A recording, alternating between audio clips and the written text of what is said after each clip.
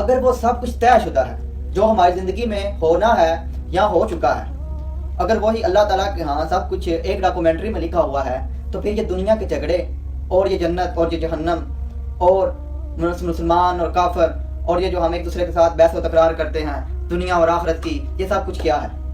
السلام علیکم، میں زمان ہوں پاکستان سے، امید کرتا ہوں کہ آپ سب خیریت سے ہوں گے۔ تو آج کی اس ویڈیو میں ہم جانیں گے کہ تقدیر کیا ہے۔ اگر آپ کے دل میں کچھ بھی کوئی بھی تقدیر کے دل میں آپ کے تقدیر کے بارے میں غلط فہمیاں یا کوئی بھی ایسے سوال اٹھتے ہیں تو آپ کو یہ ویڈیو لازمی دیکھنی ہوگی، کیونکہ اس میں آپ کو انشاءاللہ میں کہتا ہوں کہ 100% آپ کو جو ہے وہ تقدیر کے بارے میں پتہ چل جائے گا۔ تو آئیے میرے ساتھ اس کے بارے میں جانیں۔ تقدیر کیا ہے؟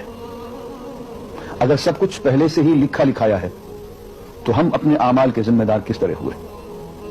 پھر اعمال کی جزا و سزا کیسی؟ پھر جنت و دوزخ کے کیا معنی؟ وضاحت فرمائیں۔